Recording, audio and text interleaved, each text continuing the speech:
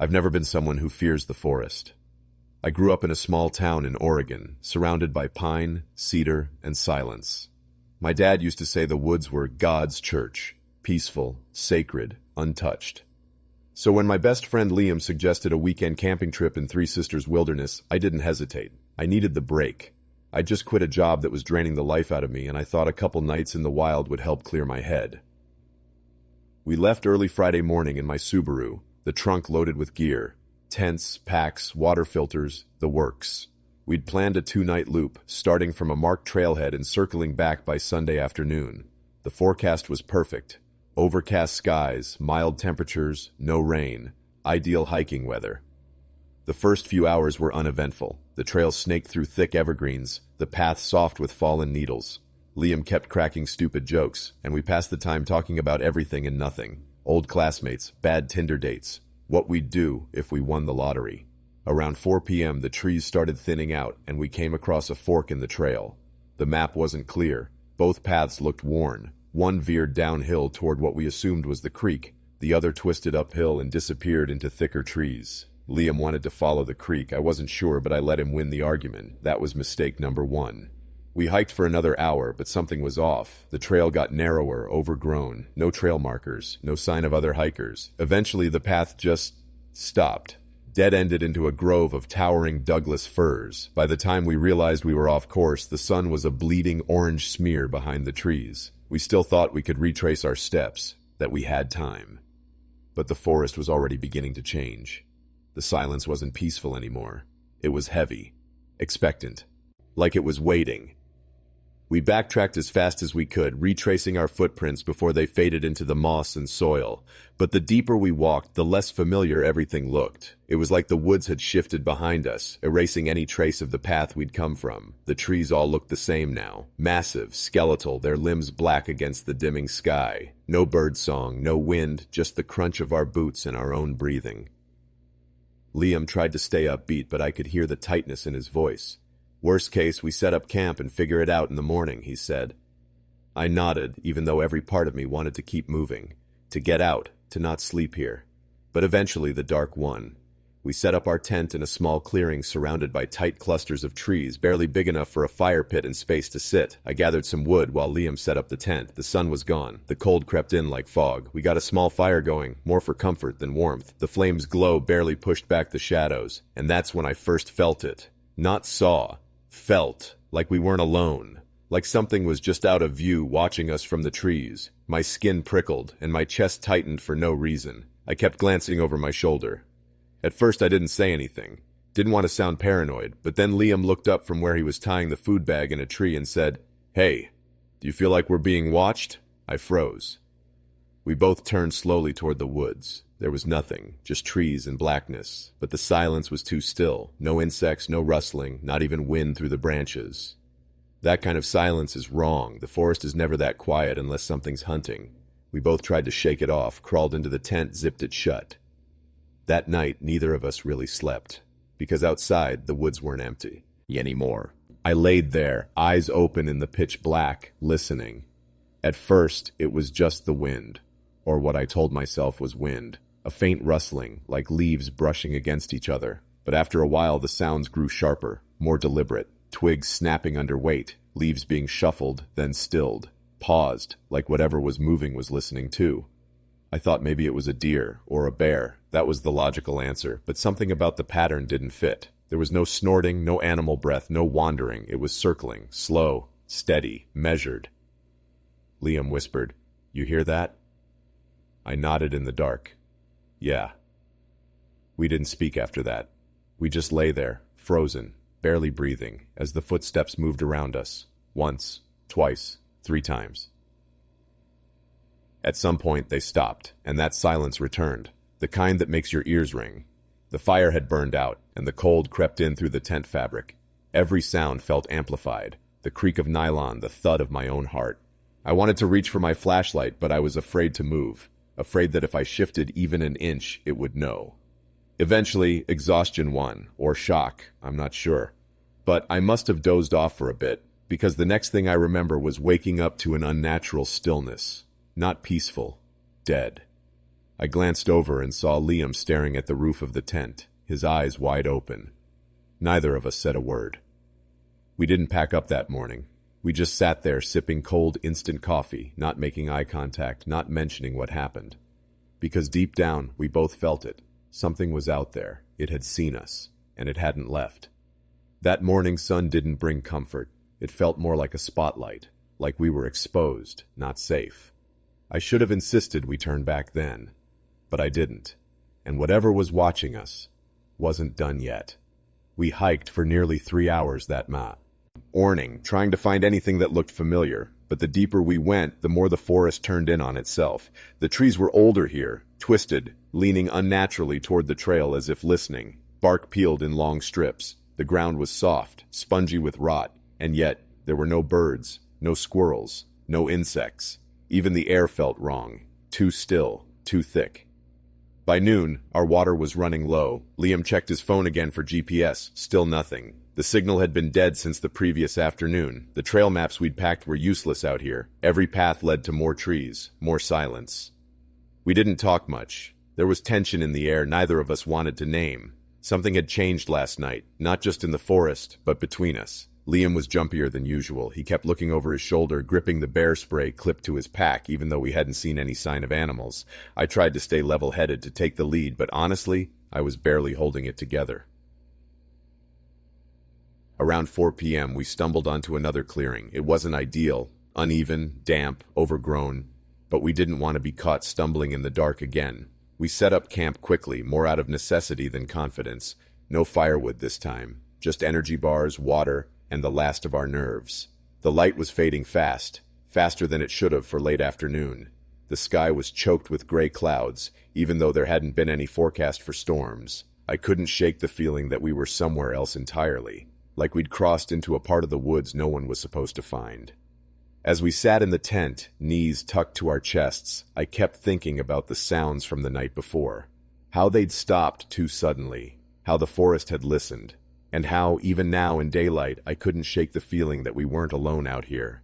That night, the silence returned before the sun had even fully disappeared. Not the soft hush of a sleeping forest. No, this was the same suffocating stillness we'd felt the night before, thick and unnatural, the kind that made you hyper-aware of every breath, every heartbeat. We were sitting inside the tent, backs to each other, trying to distract ourselves with small talk. Liam was fiddling with the straps on his sleeping bag, and I was staring at the dim glow from my watch. 8:41 p.m. Too early to sleep, too late to leave. Then, we heard it. Crunch. Just once. Not close, but not far. Not wind, not a rabbit. It was the unmistakable sound of something stepping on dry ground, deliberate, heavy, human-like. I froze. Liam didn't say a word, but I heard his breath catch. We waited. Crunch. Snap. Then silence. I leaned toward the tent's mesh window, unzipped it a few inches. The outside was pitch black. No stars, no moonlight. The tree line was just a wall of shadows. But somewhere out there, I knew something was watching. Then it got worse. We heard whispering. Not muttering, not rustling, whispering. 2 voices, one deep, one softer, almost breathy. The cadence was familiar, too familiar. It was us, me and Liam. I swear to God, it was mimicking our voices. "Let's just sleep it off," it said in my voice, calm and low. Then, "Maybe we're just tired," in Liam's. The same words we'd said the night before. I wanted to speak, to call out, but my throat tightened like it knew I shouldn't. Liam reached for the flashlight, clicked it on, and just like that, everything stopped. No more footsteps, no more whispers, just stillness. We didn't sleep, we didn't talk. We sat back to back, flashlight clutched between us, waiting for the sun like it was salvation. But I don't think the sun meant anything out here anymore. Not in this place. Morning came, but we didn't speak much that day.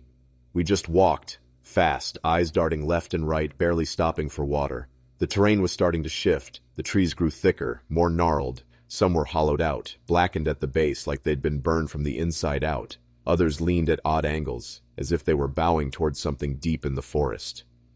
By midday, we came across a patch of land where all the trees on one side of the clearing had no bark at all, just pale, raw wood, stripped clean. I touched one. It was smooth, too smooth, like polished bone. Liam told me not to touch anything else. We kept moving until we found another clearing just before nightfall. This one was different.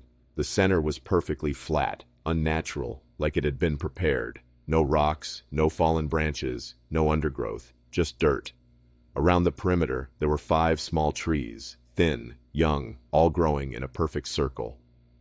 I didn't want to camp there. Everything in me screamed not to, but we were too tired, and the forest didn't offer many options anymore. It was like it was funneling us toward this spot.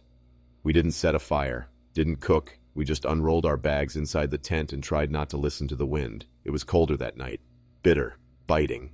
I could see my breath inside the tent, and that awful feeling was back, like we were being studied. I glanced out the mesh window again. The woods were quiet, but it wasn't just shadows anymore. There was something standing between 2 trees. Tall, still, and just barely visible against the dark.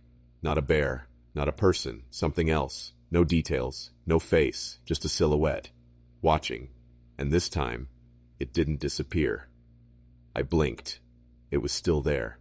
That shape, half obscured by the trees, just beyond the edge of the clearing. I couldn't make out details, but it had the unmistakable outline of a pizza. Urson, tall, thin, maybe 6 feet or more, not moving, not swaying like a tree might, just standing, watching. I whispered Liam's name. He didn't answer at first, just breathed, shallow and fast. Liam, I said again, barely louder. He finally turned his head toward the mesh, his eyes widened. Do you see it too? That confirmed it. I wasn't losing my mind, we both saw it. We stayed like that for what felt like hours, staring at that silhouette, waiting for it to move, but it didn't. Not an inch, not a twitch, just presence. A suggestion of shape that was wrong in some fundamental way. Then, without warning, the figure stepped back into the trees. Not quickly, not in fear, slowly, calmly, as if it wanted us to know it had been there, and chose to leave.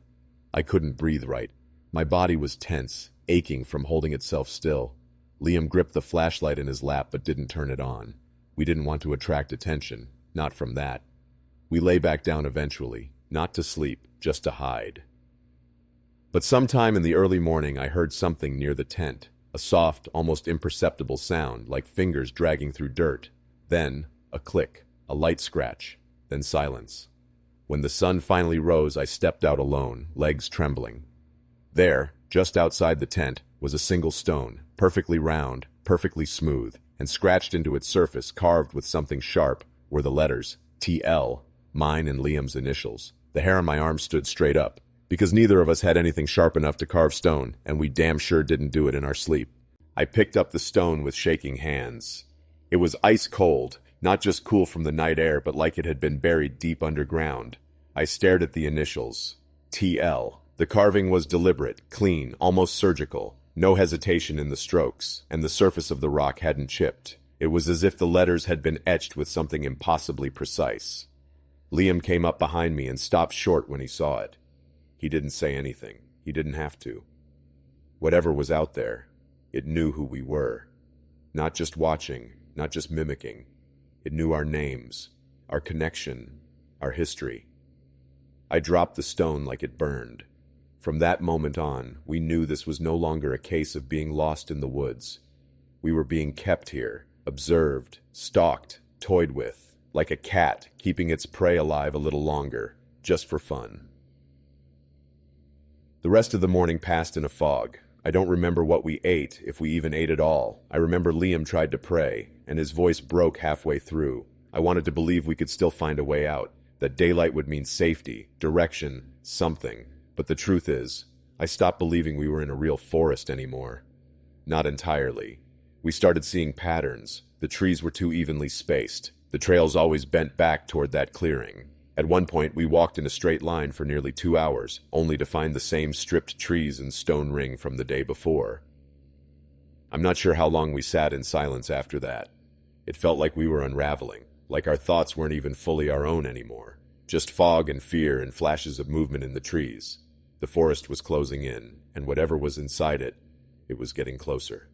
We stopped talking, not because we were angry, that would have been easier maybe, but because words felt wrong out there. unnatural, like every sound we made. He might give something permission to answer back. By the fourth night, it wasn't just fear anymore. It was resignation. We didn't even try to find the trail again. We'd accepted in some quiet, exhausted part of ourselves that we weren't getting out the way we came in, not on our terms. We returned to the same clearing, not because we wanted to, but because it was the only place we could find. We'd walk for hours in what felt like straight lines, taking mental notes, marking bark, anything, and yet somehow, we'd always end up back here. The ring of trees, the dead center.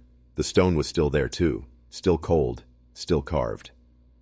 I remember Liam staring at it for a long time that evening. He didn't say a word. He just sat on his haunches, watching it like it might move if he blinked. The sky above us was darker than before. No stars, no clouds, just a flat, suffocating black. Even the wind felt artificial, like something pretending to be nature. Later that night, we climbed into the tent, our final attempt at pretending there was a normal routine to follow. I lay there with my eyes open, listening to Liam breathe. It was the only sound I trusted anymore. And then, it started again. At first, it was the trees groaning, the wind pushing through in low, guttural tones that didn't sound like wind at all. Then came the whispering, but this time it wasn't us. It was someone else entirely, a third voice, deep, calm, too calm, like it already knew us, like it had been practicing, and when it spoke, it used my mother's voice. I froze. The voice was coming from just outside the tent, maybe 10, 15 feet away. I hadn't heard it approach. There were no footsteps, no rustling, just the sudden presence of a voice that shouldn't have been there. It said my name, not shouted, just soft, like a lullaby. Talha, come out now. It's okay, sweetheart. My mother's voice. But my mother died 6 years ago. I sat up slowly, heart pounding so violently I felt it in my fingertips. Liam stirred beside me, confused at first, until he heard it too. It spoke again, this time clearer. You're cold. I brought you a blanket. I don't want you to freeze out here.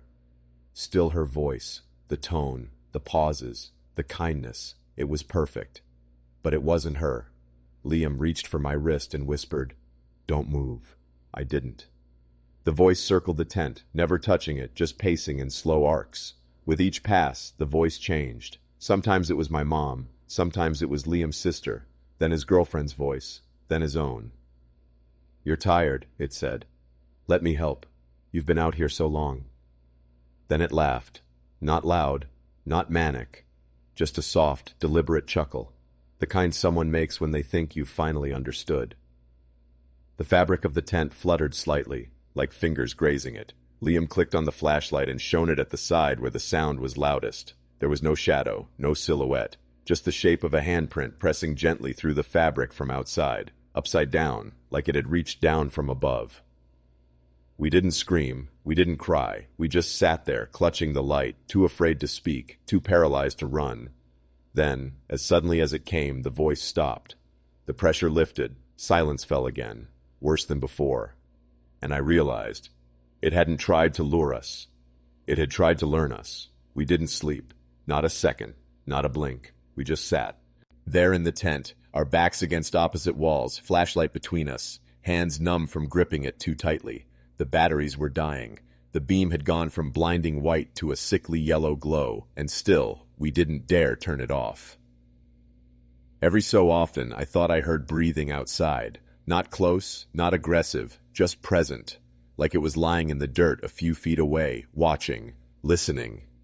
Liam didn't talk much after that. He looked thinner, paler, his lips cracked, his eyes twitching toward every sound. And me, I felt like I'd fractured in places I didn't even know existed. I kept thinking about that voice, not just how it sounded, but how it knew. It knew how to imitate. It knew what comfort meant to me. It knew how to sound safe. That's what disturbed me the most. This thing, this presence, it didn't want to scare us. Not exactly. It wanted to replace something. It wanted to become familiar, and it was getting better at it. That morning, Liam said something strange. I was packing up what little gear we had left when he muttered, "I think I dreamed of it before. Not recently. When I was a kid." I didn't know what to say. It sounded impossible, but then so did everything else. He continued, "I think it's always been out here. Waiting. Maybe not for us, specifically. Just for someone. Anyone." He paused. "Or maybe it was always us." That shook me. The thought that we weren't just lost hikers, that we'd been drawn here, that this wasn't some accident, but a pattern unfolding exactly as it was meant to. That night changed everything, not just the fear, not just the confusion, but the sinking realization that this thing knew us better than we knew ourselves. And the scariest part, it was getting closer. The next morning, we didn't speak. Not out of fear, that had already rooted itself so deeply inside us it no longer needed words, but out of something else entirely. Detachment, like we weren't even ourselves anymore, just two husks going through the motions. We packed up camp with robotic precision. No food, no checking the map, no arguing about direction. We just picked a bearing and walked and walked and walked. No compass, no trail markers, just instinct, or maybe desperation. I don't even remember what the trees looked like anymore. At some point, they all blurred together, tall, thin, suffocating. There was no sound but our breathing and the wet crunch of our boots. Then, around mid-afternoon, we broke through the tree line, just like that. One step, and we were standing on gravel. A fire access road cutting a scar through the forest. I nearly collapsed. Liam didn't say anything. He just stared at the open sky like it was the first time he'd ever seen it. There was no triumphant music, no embrace, no catharsis, just the numb realization that we were out. We followed the road for another hour before a ranger truck found us. I'll never forget the way the ranger looked at us when we flagged him down. Like we'd been dead for days and didn't know it. He didn't ask questions, just handed us water and told us to sit in the bed of the truck. Back at the station, they ran some basic checks, vitals, hydration, injuries. Told us we'd been reported missing by Liam's cousin. They said we'd been gone for 4 days, but we'd only packed for 2. No one believed us when we said we'd been walking in circles. No one could explain how we'd ended up 15 miles south of our original trailhead with no clear path between. They called it a navigational error. I call it a trick of the woods. But the worst part, the part that still wakes me up most nights, didn't happen out there. It started after we got back. The first night back, I thought I was just overtired. My body was safe, under real blankets, in a real bed, windows locked, door shut. But my mind wasn't. It kept wandering back to that forest, the cold breath of it, the whispering, that voice, that third voice. I lay there in the dark, staring at the ceiling, listening for sounds I knew weren't there. Until one of them was. A soft knock. Not at the front door, not at the window, at my closet.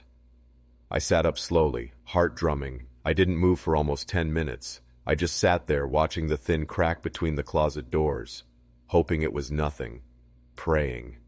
Then it whispered again. 3 words. You came back. The same calm voice, the same wrong tone. Not angry, not malicious, just certain. I didn't sleep that night. I didn't sleep the next either, not after I saw the shape in the hallway mirror, just behind me, too tall to be human, neck cocked too far to one side, like it had forgotten how heads work. I thought maybe it was a trauma response, maybe my brain had cracked out there and this was all just fallout. But then Liam called. His voice was trembling. Have you heard it? He asked. I didn't have to ask what he meant. He said it had started whispering through the walls at night, that it didn't just copy voices anymore. Now it asked questions. Like, do you remember the stone? Do you want to go back? Or should I come to you? That last one stuck with me. He paused. I don't think we left it behind, man. I think we brought it back with us. I wanted to deny it. I really did. But deep down, I already knew it was true. I didn't survive the forest. I just changed where the forest lives. It's been 6 months. I moved, changed jobs, changed cities, deleted every picture, every message from that weekend. I haven't spoken to Liam in over 2 months. He stopped responding. I don't know if he's okay. I tell myself he is. But that's a lie, just like the one I keep telling myself, that it's all over. It's not. Some nights when everything is silent, I hear the leaves again. I live in a 3rd-floor apartment in the middle of a city. There are no woods here, no trees scraping windows, no wind howling through pine, but I still hear them. Sometimes I wake up and the bedroom smells like dirt, like fresh earth, damp and mossy. The same smell that clung to me after that night, even after I scrubbed myself raw. And once, I found a stone, sitting on the windowsill, perfectly round, carved with that same shallow spiral. I didn't touch it, just threw it into the river the next day. But that night it was back, on the table, dry, clean, waiting. That's when I stopped fighting it. Not in surrender, but in acknowledgement. I don't understand it, what we found, what followed us, what claimed us, but I know this. Somewhere deep in those woods, something saw us, and once it sees you, it knows you. It can find you anywhere. Even now, as I record this, I keep looking at the corner of the room, where the light doesn't quite reach, where the shadows always feel a little too thick. I think it's there, waiting, watching, maybe for the right moment. Maybe just to remind me, I never left that forest. Not really. It left me, but only enough to make sure I'd bring it back.